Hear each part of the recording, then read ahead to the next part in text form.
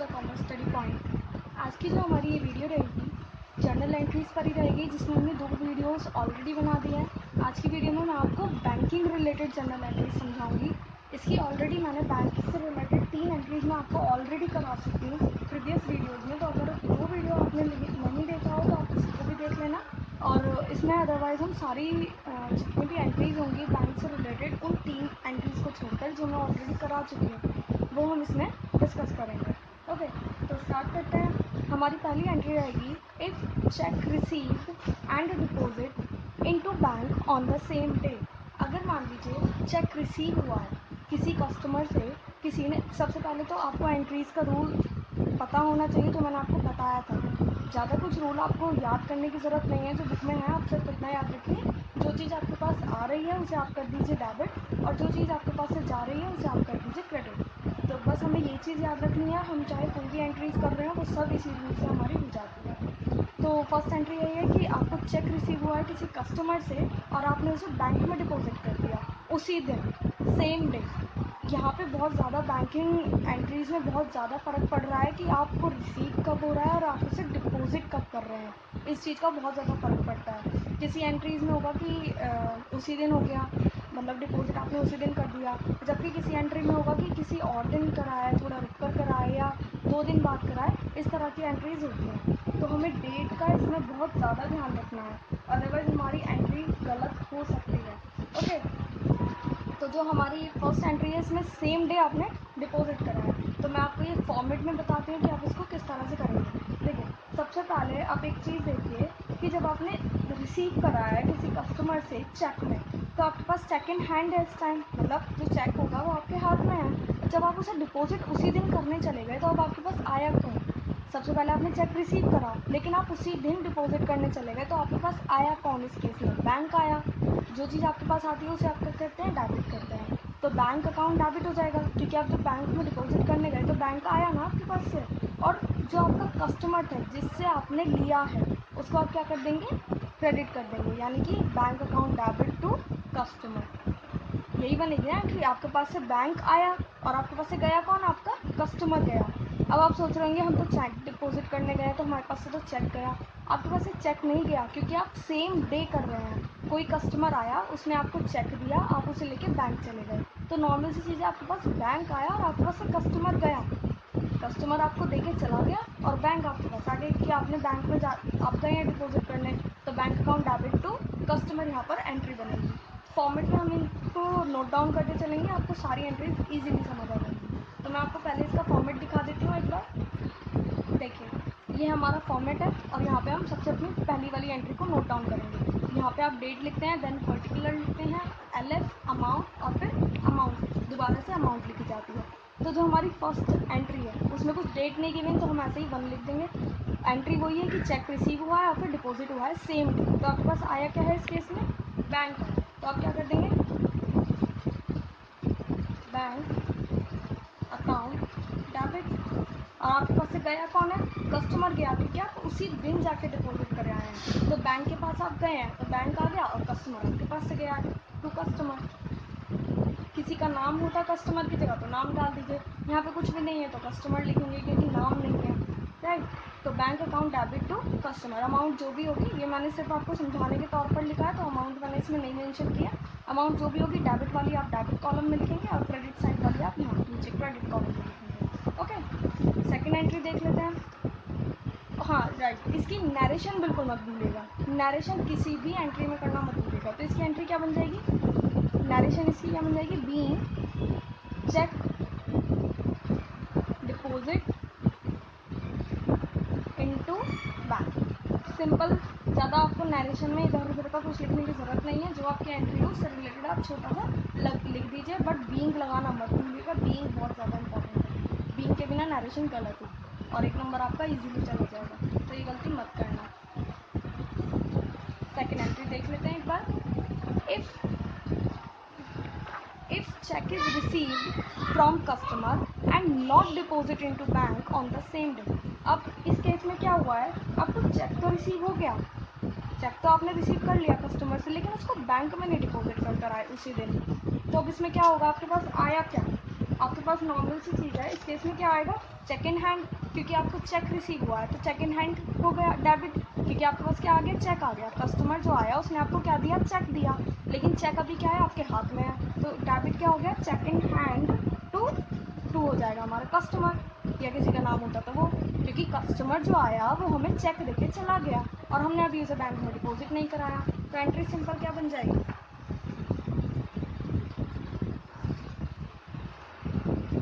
Check in hand account debit to customer account. Okay, यहाँ भी आप अकाउंट लगा सकते हैं। अमाउंट वही मैंने मेंशन नहीं की है, जो भी होगी वो हम एंट्रीज के अकॉर्डिंग आगे देख लेंगे। ये सिर्फ मैं आपको फॉर्मेट के अकॉर्डिंग समझाने की कोशिश कर रही हूँ एंट्री। नरेशन इसकी क्या बन जाएगी, बीइंग चेक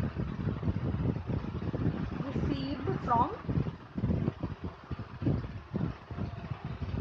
कस्टमर। इसमें आपने कस्टमर से रिसीव करा है सिंपल, तो आप वही डाल देना, कुछ और तो इसमें करा नहीं है, सिंपल रिसीव करा है ना आप बैंक गए हैं तो सिंपल आपने चेक रिसीव करा है कस्टमर से, तो नॉर्मल एंट्री बन जाएगी।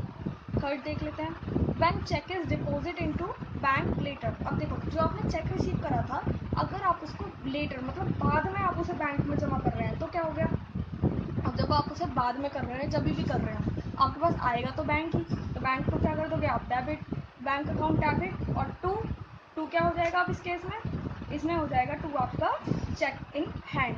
चेक इन हैंड क्यों होगा, क्योंकि जो चेक आपको ऑलरेडी मिल चुका है पहले, कस्टमर आपके पास तभी चला गया था आपके पास से जब आपने वो वाली एंट्री बनाई थी चेक रिसीव करने वाली। अब तो आपके पास चेक है ना, आप कुछ दिन बाद जाके जमा कर रहे हैं, तो कस्टमर का तो केस जब ही खत्म हो गया जब वो देकर चला गया। अब तो सिंपल हमारे पास चेक है और हम उसे बैंक में जमा कर रहे हैं, तो हम बैंक को कर देंगे डेबिट और चेक इन हैंड को कर देंगे क्रेडिट। चेक इन हैंड इसलिए क्योंकि चेक हमारे हाथ में है। एंट्री क्या बन जाएगी, bank account debit to cheque in hand. Okay, amount आप लिख देना जो भी होगी इस accordingly. Narration, being cheque deposit into bank, simple बन जाएगा। ओके, फोर्थ एंट्री देख लेते हैं, if later cheque is dishonoured. Dishonoured का मतलब क्या होता है, डिसऑनर्ड का मतलब होता है कैंसिल हो जाना। ओके, जब भी चेक डिसऑनर हो जाए इसका मतलब है कि जो चेक आप जमा करने गए थे वो चेक बैंक ने कैंसिल कर दिया, बैंक ने उसकी अमाउंट या मतलब बैंक ने उस चेक को डिपॉजिट करने से मना कर दिया। अब उसका रीज़न कुछ भी हो सकता है, जिसने आपको दिया उसके बैंक में बैलेंस ना हो अकाउंट में, या आप बहुत दिन बाद गए हो, डेट निकल गई, तो मतलब रीज़न कुछ भी हो सकता है। तो अगर जो चेक आपने किया मतलब आपने डिपॉजिट करने गए और वो डिसऑनर हो गया, तो अब इस केस में क्या हुआ, अब बैंक आपके पास कोई आया, आया नहीं ना बैंक, यहाँ पे तो बैंक क्या हुआ, बैंक आपके पास से चला गया, ठीक है।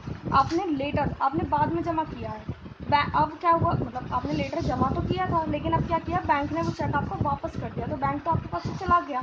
अब जब चेक डिसऑनर हो जाएगा तो आप क्या करोगे, आप वापस कस्टमर के पास जाओगे, बोलोगे कि भाई जो चेक तुमने दिया था वो चेक तो डिसऑनर हो गया, कैंसिल हो गया, दूसरा चेक बना कर दो, ये कहोगे।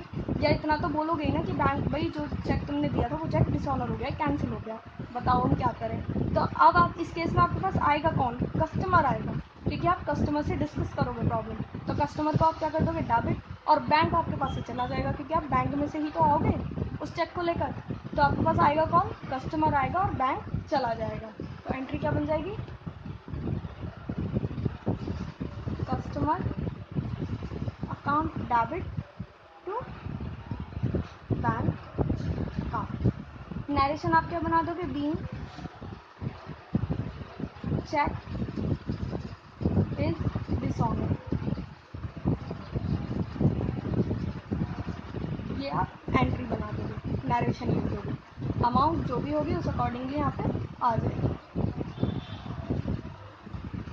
फिफ्थ एंट्री देख लेते हैं, देखिए, इफ चेक रिसीव फ्रॉम शाम, आपको एक चेक रिसीव हुआ है किससे, शाम से, 15 जनवरी में वो रिसीव हुआ है, उसके बाद आपने क्या किया, and is endorse to Mohan, जो चेक आपको शाम से रिसीव हुआ था वो आपने मोहन को दे दिया, मतलब मान लीजिए आपने गुड्स बेचे थे शाम को, तो शाम और मोहन से गुड्स खरीदे थे, ये मानकर चलो आपने शाम को तो गुड्स बेचे थे और मोहन से गुड्स खरीदे थे। तो जब शाम ने आपको पेमेंट दी तो आपने वही पेमेंट, वही वाला चेक एंडोर्स कर दिया, मतलब भिजवा दिया किसको, हाथ के हाथ मोहन को दे दिया। ये कह दिया आपने शाम से कि भाई ये चेक मोहन को भिजवा देना हाथ के हाथ, क्योंकि मेरी पेमेंट भी उस पर ड्यू है ना। लेकिन ये काम जो हुआ है, ये यहाँ पर आप डेज का जरूर ध्यान रखें। ये काम जो हुआ है 2 दिन की गैप के बीच में हुआ है। 15 जन को आपको रिसीव हो गया था चेक। जब आपको 15 जन को चेक रिसीव हो जाएगा तो एंट्री आपकी क्या बन जाएगी, सेकेंड हैंड, क्योंकि आपके पास क्या आया, चेक आया, और 2 शाम। तो एंट्री आप 15 जन की अलग बनाएंगे, क्योंकि डेट अलग है तो दोनों की एंट्री भी अलग बनेगी। 15 जन, अब यहाँ पर आप डेट भी लिख सकते हैं 15 जन, ओके। तो एंट्री क्या बन जाएगी, cheque in hand account debit to कौन हो जाएगा, शाम, क्योंकि शाम आपको चेक देकर चला गया।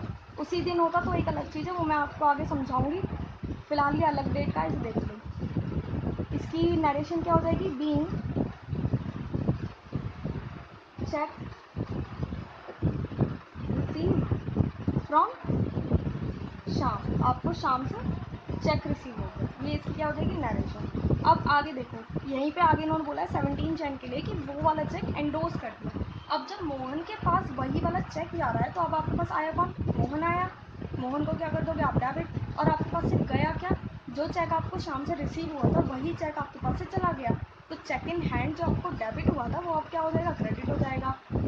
सबसे पहले डेट डालेंगे 17 जन, आया कौन, मोहन आया, मोहन को कर दो डेबिट। गया क्या हमारे पास से, जो हमें रिसीव हुआ था चेक वही चेक चला गया, इसको कर दो क्रेडिट। नरेशन क्या बन जाएगी, being cheque is endorsed to Mohan, यही बनेगी ना। मोहन आपके पास आया क्योंकि आप मोहन को देने जा रहे हैं और आपके पास से चेक चला गया, तो ये बना दो।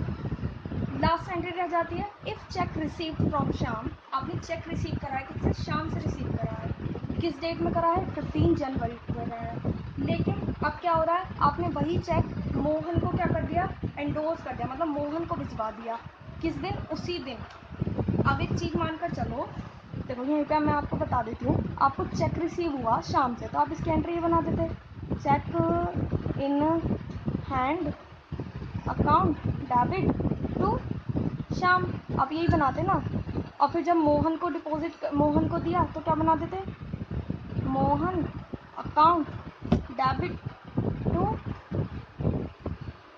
चेक इन हैंड, यही तो बनाते हैं आप, यही एंट्री बनाते हैं। लेकिन अब इसको हम अलग अलग तो नहीं बना सकते क्योंकि डेट तो अलग नहीं है, यहाँ पर डेट अलग थी इसलिए अलग अलग बना दी, यहाँ पर तो डेट एक ही है ना, सेम डे काम हो रहा है और एक ही ट्रांजेक्शन की एंट्री दो तो बन नहीं सकती। तो क्या कर सकते हैं इस केस में, तो इस केस में जो आपकी एंट्री बनेगी, देखिए एक चीज़ देखो, सेकेंड हैंड यहाँ डेबिट हुआ है और यहाँ क्रेडिट हुआ है, सेकेंड हैंड से सेकेंड हैंड कट हो जाएगा। अब मोहन क्या है, डेबिट है, और शाम क्या है, क्रेडिट है, तो यही आपकी एंट्री बन गई, मोहन अकाउंट डेबिट टू शाम, यही तो एंट्री बन जाएगी। पीछे दिखा देती हूँ, मोहन अकाउंट डेबिट टू शाम, अमाउंट आप लिख लेना उसके अकॉर्डिंगली, बीइंग चेक या बीइंग शाम चेक, क्योंकि शाम का चेक किसको एंडोर्स हुआ है, मोहन को, being Shyam's cheque is endorsed to Mohan, मतलब शाम का चेक जो था वो आपने किसको एंडोर्स कर दिया, मोहन को एंडोर्स कर दिया। तो सिंपल यही वाली एंट्री थी, देखो समझ आ गई होगी। यहाँ पे अलग अलग थी इसलिए यहाँ पर हमने क्या बनाया है, अलग अलग एंट्रीज बना दी, ये रही आपकी 15 की अलग बना दी, 17 की अलग, लेकिन यहाँ पे क्या है, एक ही डेट को दोनों काम हो गए तो सिंपल एंट्री बना दी। अब देखो आपको शाम से रिसीव हुआ तो शाम से रिसीव होके वो सीधा मोहन के पास गया, तो मोहन हमारे पास आया और हमारे पास से गया क्या, शाम, तो हम सिंपल यही एंट्री बना देंगे। तो आई होप आपको ये सारी एंट्रीज समझ आ गई होंगी। कोई भी एंट्री में कोई भी प्रॉब्लम लगे तो बता देना, मैं अगली जर्नल एंट्रीज़ की जब वीडियो लाऊंगी उसमें मैं उसको इंक्लूड कर दूँगी। तो फ्रेंड्स, अगर ये वीडियो आप लोगों को पसंद आई हो तो वीडियो को प्लीज़ लाइक ज़रूर करें, शेयर करें अपने फ्रेंड्स के साथ, और चैनल से जुड़ने के लिए चैनल को सब्सक्राइब ज़रूर कर लें और बेल आइकन को प्रेस करना ना भूलें। आगे इसी तरह की वीडियोस आप लोगों को मिलती रहेगी, तो आप लोग चैनल से ज़रूर जुड़ जाएं। Thank you friends, thank you for watching.